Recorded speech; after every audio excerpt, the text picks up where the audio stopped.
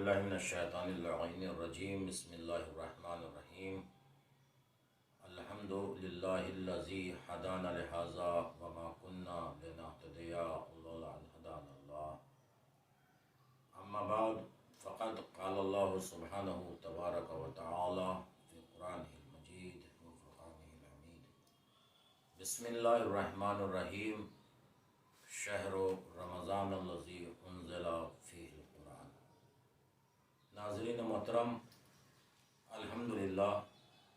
دفتر آیت اللہ العظمیٰ الحاج آقا مکارم شیرازی مدد اللہ العالی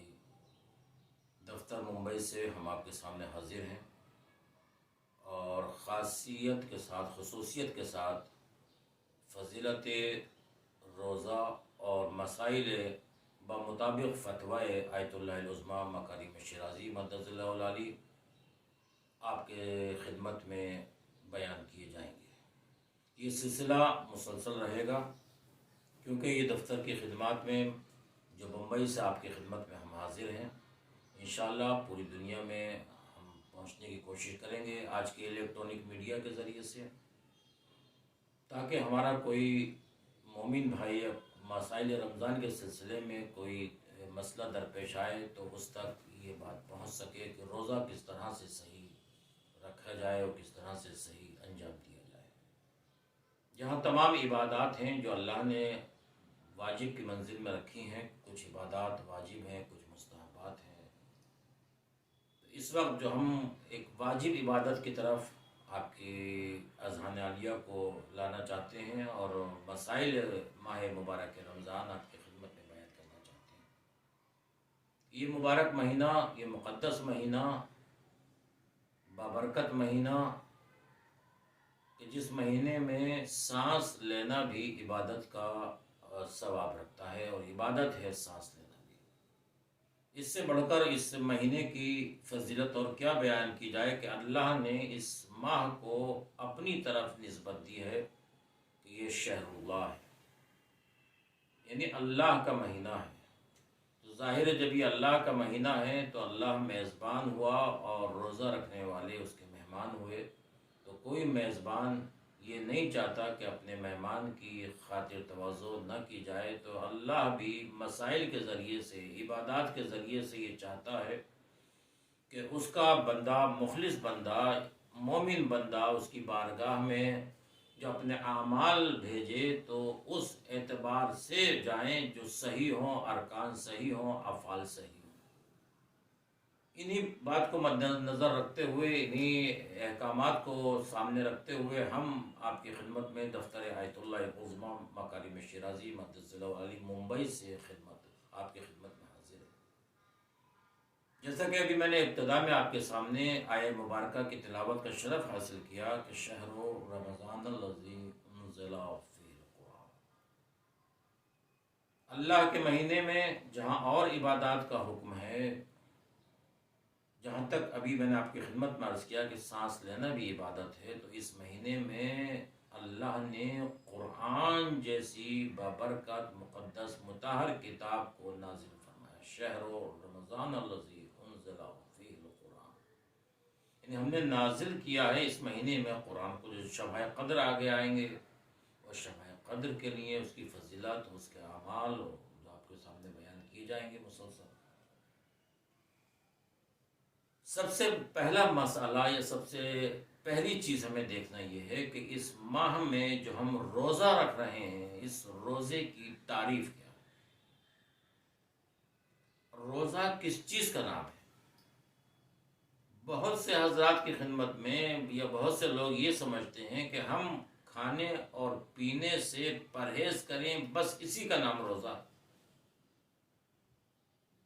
اور بہت سی ایسی باتیں، بہت سے ایسے افعال ہم بجا لاتے ہیں جس کی وجہ سے روزہ ہمارا باطل ہو جاتا ہے، ہمیں معلوم ہی نہیں ہوتا کہ ہم نے کیا فعل انجام دیا اور روزہ ہمارا باطل ہو گیا۔ لہٰذا ان سب باتوں کو سامنے رکھتے ہوئے ہمیں جو عبادت انجام دینی ہے وہ مرضی معبود کے مطابق عبادت کو انجام دینا ہے، نہ کہ اپنی عادت کے مطابق عبادت کرنا ہے۔ اللہ یہ چاہتا ہے کہ جو عبادت ہو اس کی مرضی کے مطابق ہو۔ ہم اگر روزہ رکھ رہے ہیں اور یہ سوچ رہے ہیں کہ صرف بھوک اور پیاس سے بچنے کا نام روزہ ہے، تو میں سمجھتا ہوں کہ ہماری یہ کہیں نہ کہیں بھول ہے اور غلط فہمی ہے۔ صرف اور صرف بھوک اور پیاس سے بچنے کا نام، اجتناب کا نام روزہ نہیں ہے، بلکہ علماء نے، فقہا نے جو روزے کی تعریف بیان کی ہے کہ روزہ کس چیز کا نام ہے، روزہ کسے کہتے ہیں، روزے کا مقصد کیا ہے، محصل کیا ہے، تو الصوم، روزے کی تعریف، الصوم هو الامساک عن المفترات مع النیت، یہ ہے روزے کی تعریف کہ ان تمام چیزوں سے اپنے آپ کو بچانا جس کی وجہ سے روزہ باطل ہو جاتا ہے، عن المفترات مع النیت، نیت کے ساتھ ان تمام چیزوں کو سے بچنا، اس کا نام روزہ ہوگا۔ یعنی صرف بھوک اور پیاس سے اپنے آپ کو بچانا یہ روزہ نہیں ہے، یہ اچھی اچھی افطاری کھانا اور اس کا نام روزہ نہیں ہے۔ آذان صبح سے کچھ پہلے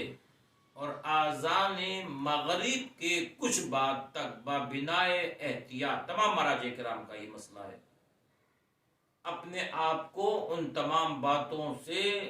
پرہیز رکھنا، اجتناب رکھنا، اس کا نام روزہ ہے۔ یعنی معلوم کیا ہوا کہ روزہ صرف اور صرف بھوک اور پیاس برداشت کرنے کا نام نہیں ہے، بلکہ آنکھ کا بھی روزہ ہے، کان کا بھی روزہ ہے، زبان کا بھی روزہ ہے، اعضائے بدن میں سے ہر چیز کا کہ جو انسان کو گناہ کی طرف آمادہ کرے یا گناہ کی طرف لے جائے، اس سے اپنے آپ کو بچانے کا نام روزہ ہے۔ ہم روزہ رکھے ہوئے ہیں اور روزہ رکھنے کے بعد ایسی چیز انجام دیں یا کسی سے جھگڑا، لڑائی، فساد، اس سے بھی اپنے آپ کو بچانا۔ ہم کسی کو گالی دیں، ہم خدا نہ کرے بہتان کسی کے اوپر باندھیں، غیبت کریں، جو تمام چیزیں بحالت روزہ ہی حرام نہیں ہیں، روزے کے علاوہ بھی حرام ہے، لیکن یہ تو بدرجہ اولا، بدرجہ اتم ماہ مبارک رمضان میں غیبت کرنا، برائی کرنا۔ بہت سے لوگ خالی بیٹھے ہوئے ہیں، روزہ رکھے ہوئے، ہم صاحب روزے سے ہیں اور ہم غیبت بھی کر رہے ہیں، ایک دوسرے کی برائی بھی کر رہے ہیں، گالی کو بھی دے رہے ہیں، مثلا خدا نہ خواستہ اللہ نہ کرے، تو یہ سب باتیں ہمیں روزے سے دور کرتی ہیں، عبادت، خالص عبادت سے دور کرتی ہیں۔ اللہ نے عبادت کا یہ کہا ہے کہ آپ عبادت کریں تو اس طرح سے کریں جیسا اس معبود چاہتا ہے۔ لہٰذا یہ بھی آپ کے سامنے ابھی تک جو ہماری گفتگو ہوئی وہ یہ کہ روزے کی تعریف کیا ہے، روزہ کس طرح سے رکھیں،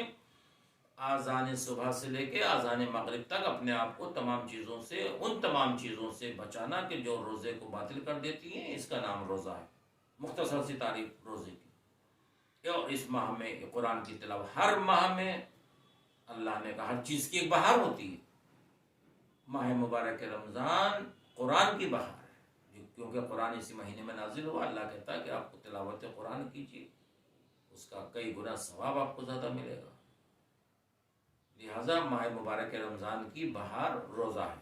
اسی کے مطابق اب آیت اللہ العظمیٰ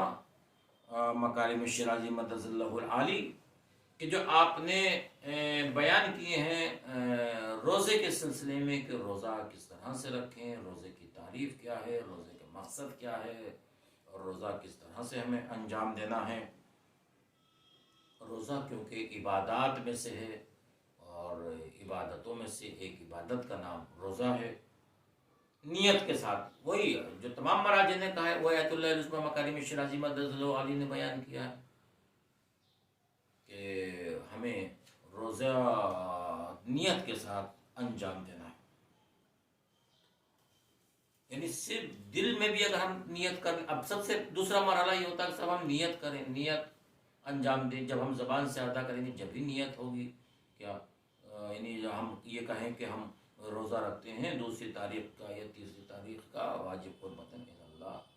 یہ بھی صحیح کہہ سکتے، بہتر ہے لیکن اگر ہم صرف نیت کر لیں دل میں کہ ہم ماہ مبارک رمضان میں کہ ہم پورے مہینے روزہ رکھیں گے، یہی آپ کی نیت ہے. آپ سحری میں اٹھ رہے ہیں تو کیوں اٹھ رہے ہیں سحری میں؟ سحری میں سحری کھانے کے لیے اور روزے کی وجہ سے سحری کھانے کے لیے. تو اس سے پوچھا جائے کہ آپ کیوں اٹھے تو وہ کہے گا کہ میں سحری کر رہا ہوں. سحری کس چیز کی؟ ظاہر ہے ماہ مبارک رمضان میں روزہ رکھنے کی. یہی آپ کی نیت ہے. احتیاطاً اذان صبح سے لے کر اذان مغرب تک اور کچھ تھوڑی دیر کے لیے ہم اور اس کو بجا لائیں. یعنی اذان مغرب ہو گئی تو اس کا مطلب یہ نہیں فوراً ہم افطار کر لیں، کر سکتے ہیں، لیکن احتیاط یہ ہے کہ ہم کچھ دیر اذان ختم ہونے کے بعد روزہ افطار کریں گے. بہت سے لوگوں کے ذہنوں میں یہ خیال آتا ہے کہ روزہ جو ہے وہ باطل ہو جاتا ہے، لیکن یہ نہیں ہوتا، روزہ صحیح رہتا ہے. ایک شخص ہے جو بھول جائے کہ یہ ماہ مبارک رمضان ہے اور روزہ وہ نہیں رکھ رہا، اور ظہر کے بعد متوجہ ہو یا ظہر سے پہلے متوجہ ہو مگر افطار کر چکا ہو. یعنی ایک شخص روزہ نہیں رکھ رہا، بھول گیا، ذہن میں نہیں رہا، اور اس نے ظہر سے پہلے یا ظہر کے بعد وہ متوجہ ہوا، مگر ایسا فعل اس نے انجام دے دیا کہ جو روزے کو باطل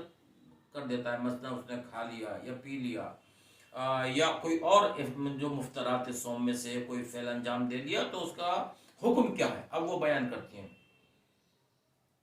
مگر وہ شخص ماہ مبارک کے رمضان کے احترام میں آذان مغرب تک احترام روزہ میں کچھ ایسا فعل انجام نہیں دے گا جو روزے کو باطل کر دیتا ہے، اور اس کا قضا کرے گا. اس روزے کی وہ شخص قضا کرے گا. ایک شخص بھول گیا ماہ مبارک رمضان ہے، اس نے ظہر سے پہلے یا ظہر کے بعد کوئی چیز کھا لی مثلا مثال کے طور پر،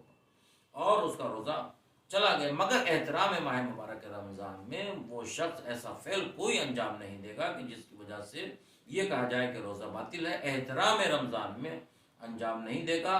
لیکن اس روزے کی قضا اس کے اوپر واجب ہے مطابق مرجع القدر آیت اللہ العظمی مکارم شیرازی مدث اللہ العلی.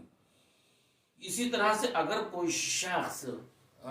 ماہ مبارک رمضان میں نیت نہ کرے روزے کی اور ظہر سے پہلے متوجہ ہو جائے کہ میرا ماہ مبارک رمضان ہے،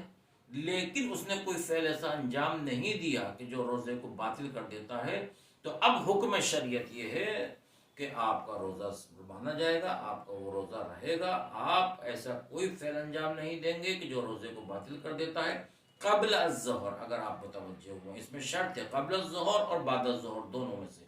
اگر قبل الظہر اور حکم ہے، بعد الظہر اور حکم ہو جائے گا. قبل الظہر آپ نے کوئی فعل ایسا انجام نہیں دیا جو روزے کو باطل کر دیتا ہے تو آپ کا روزہ مانا جائے گا، وہ آپ کا روزہ صحیح ہے، آپ کے روزے کی وہ قضا نہیں ہے. روزے کو اب ہم آگے کا حکم یہ بیان کریں گے کہ روزے کو باطل کرنے والی کتنی چیزیں ہیں اور کتنی چیزیں روزے کو باطل کر دیتی ہیں. اگر کوئی شخص ماہ مبارک کے رمضان میں رمضان کے علاوہ اگر کوئی دوسرا معین روزہ کسی پر واجب ہو، مثلا نذر کا روزہ، عہد کا روزہ، قسم کا روزہ کہ میں فلاں دن روزہ رکھوں گا، اور عمدن اذان صبح تک نیت نہ کرے تو روزہ باطل ہے. یعنی اگر کوئی شخص نذر کا روزہ اس نے مانا ہے اور وہ اذان ظہر تک نیت نہیں کر رہا تو پھر اس کا روزہ نہیں مانا جائے گا، روزہ اس کا باطل رہے گا. عمدن نیت نہیں کر رہا، قصدن نیت نہیں کر رہا اذان صبح تک. اگر بھولے سے ایسا ہو جائے اور ظہر سے پہلے یاد آ جائے تو نیت کر سکتا ہے. یعنی نذر کا روزہ یہ بھی واجب ہو جاتا ہے. اگر کوئی شخص نذر کا روزہ مان رہا ہے تو یہ روزہ اس پر واجب ہے، اور وہ اذان صبح تک عمدن نیت نہیں کر رہا تو روزہ باطل ہو جائے گا. لیکن قبل الظہر وہ نیت کر لے کہ میں فلاں معین روزے کی نیت کر رہا ہوں اور آج میں روزہ رکھوں گا، تو پھر اس کا روزہ صحیح ہو جائے گا، روزہ اس کا صحیح مانا جائے گا. یہ تمام چیزیں جو انسان کی زندگی میں، انسان کی لائف میں آتی ہیں، اس کو انجام دینے کے لیے مراجع کرام کے فتاوی کے مطابق اس پر عمل کرنا ہمارے لیے ضروری ہے. مستحب روزے کے متعلق تو آپ جانتے ہیں کہ مستحب روزے کی نیت انسان دن میں کسی بھی وقت کر سکتا ہے، اس میں کوئی وہ نہیں. اچھا، ماہ رمضان میں ہر رات کو دوسرے دن روزہ رکھنے کی نیت کر لینا کافی ہے. یعنی آج 2 رمضان ہیں، انسان کل 3 رمضان ہوگی تو ہم رات میں نیت کر سکتے ہیں، ہماری نیت مانی جائے گی۔ اور جیسا کہ میں نے اس سے پہلے بھی عرض کیا کہ پورے ماہ مبارک کے رمضان کی نیت انسان شروع ہی میں کر سکتا ہے، اس کو انجام دے سکتا ہے۔ اب اس میں آگے حکم آئے گا کہ مفتلا یعنی روزے کو توڑنے والی کتنی چیزیں ہیں، کتنی چیزوں سے روزہ باطل ہو جاتا ہے۔ بہت سے لوگ اس بات کو نہیں انجام دیتے، لیکن یہ روزے کو باطل کرنے والی 9 چیزیں ہیں، 9 چیزیں انسان کے روزے کو باطل کر دیتی ہیں۔ اس میں سے سب سے پہلے جو ہے کھانا ہے، پینا ہے، آمدن قصدن اگر کوئی شخص کھانا کھاتا ہے، پانی پیتا ہے۔ اور یہ بات یاد رکھیے کہ اگر کوئی شخص آج نیت کر رہا ہے ماہ مبارک رمضان کی اور معلوم ہو جائے سحر کے وقت میں کہ سحر کا وقت ختم ہو گیا، اس کے منہ میں اگر لقمہ ہے تو اسے چاہیے، واجب ہے کہ وہ اس چیز کو باہر نکالے۔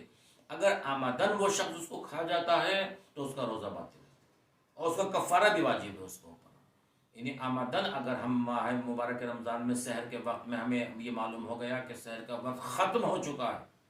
اور اس کے باوجود بھی ہم آمدن کھا رہے ہیں، شریعت یہ کہتی ہے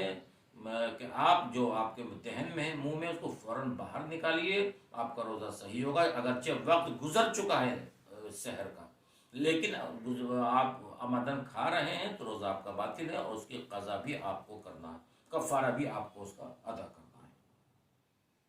اگر کوئی شخص اسی طرح سے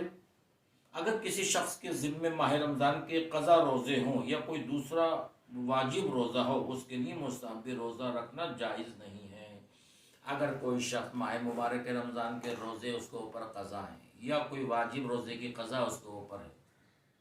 تو اس کو مستحب روزہ رکھنے کا حق نہیں ہے۔ پہلے وہ قضا ادا کرے، جو اس کے اوپر واجب چیزیں ہیں اس کو انجام دے، پھر مستحبات کے اوپر عمل کرے گا۔ لہٰذا واجب روزے پہلے انجام دے اور اس کے بعد پھر وہ اس کو روزہ رکھے، مستحب روزہ رکھے۔ اسی طرح سے اگر کوئی بچہ اذان صبح سے پہلے بالغ ہو جائے، اذان صبح سے پہلے 14 سال کا تھا بچہ اور وہ بالغ ہو رہا ہے، 15واں سال اس کو لگ رہا ہے پہلی ماہ مبارک رمضان میں یا تیسری ماہ مبارک یا 5ویں ماہ مبارک رمضان میں، وہ شخص اذان صبح سے پہلے اگر کوئی بچہ بالغ ہو رہا ہے تو اس کے اوپر روزہ رکھنا واجب، روزہ رکھے گا۔ اور اذان کے بعد کو اگر اذان صبح کے بعد مثلاً اسے معلوم ہوا کہ وہ بالغ ہو گیا ہے اور کوئی فعل اس نے ایسا انجام نہیں دیا جو روزے کو باطل کر دیتا ہے، تو احتیاط واجب ہے کہ روزہ رکھے اور رمضان کے بعد اس کی قضا بھی بجا لائے گا۔ اور فرمایا آپ نے کہ اگر ماہ مبارک رمضان میں کوئی بچہ بالغ حد بلوغ تک پہنچ رہا ہے اذان صبح سے پہلے اس کو معلوم ہو گیا تو وہ ظاہر ہے کہ روزہ رکھے گا واجب۔ اذان صبح کے بعد قبل از نماز اذان ظہر اگر وہ اس کو معلوم ہوتا ہے اور کوئی کام اس نے ایسا انجام نہیں دیا اور اگر دیا ہے تو اس روزے کی قضا کرے گا، رمضان کے بعد اس روزے کی قضا انجام دے گا۔ وآخر دعوانا والحمد للہ رب العالمین۔ انشاءاللہ سلسلہ جاری رہے گا۔ اللہ تعالیٰ سے دعا ہے پروردگار ہماری عبادات کو قبول فرمائے، خاص طریقے سے ماہ مبارک رمضان میں ان روزوں کو شرف قبولیت عطا فرمائے۔ جہاں جہاں جو مومن روزہ رکھ رہے ہیں پروردگار اور صحیح عبادت انجام دے رہے ہیں میرے معبود، ان سب کو شرف قبولیت عطا فرما، ہماری عبادات کو قبول فرما۔ جو جہاں بیمار ہیں، بہت سے لوگ ہاسپٹل میں ایڈمٹ ہیں میرے معبود، ان سب کو صحت یاب فرما۔ یا اللہ ہمارے گناہ کبیرہ اور صغیرہ کو معاف فرما۔ جہاں ہمارے مرحومین اس دنیا سے جا چکے ہیں پروردگار ان سب کی مغفرت فرما، جو مقروض ہیں قرض سے ادائیگی فرما دے۔ یا اللہ بطفیل اہل بیت اطہار میرے معبود جو بے روزگار ہیں ان کو روزگار عطا فرما، جو باروزگار ہیں ان کے روزگار میں ترقی عطا فرما۔ ماہ مبارک رمضان ہے، افطار کا وقت ہے، پروردگار جنہیں افطار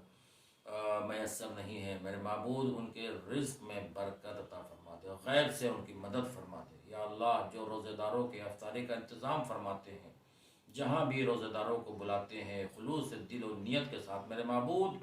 تو جو واسطہ اہل بیت اطہار کا امام حسن کے دسترخوان کا واسطہ، ان کے دسترخوان میں وسعت عطا فرما دے، خیر و برکت عطا فرما میرے معبود۔ جہاں جس اس ماہ مبارک میں تیرا حکم ہے کہ اس میں عبادتیں قبول ہوتی ہیں اور کئی گنا زیادہ ثواب ملتا ہے ماہ مبارک رمضان میں، تو اسی طرح سے ہمارے رزق میں بھی وسعت عطا فرما، جو پریشان حال ہوں ان کی پریشانیوں کو دور فرما۔ جو مشکلات میں ہوں ان کی مشکلات کو دور فرما، آیات اعظام علماء کرام کا سایہ ہمارے سروں پر برقرار فرما، صحیح معنی میں ہمیں مومن بننے کی توفیق عطا فرما، یا اللہ امام کے ظہور میں تعجیل فرما اور ہمیں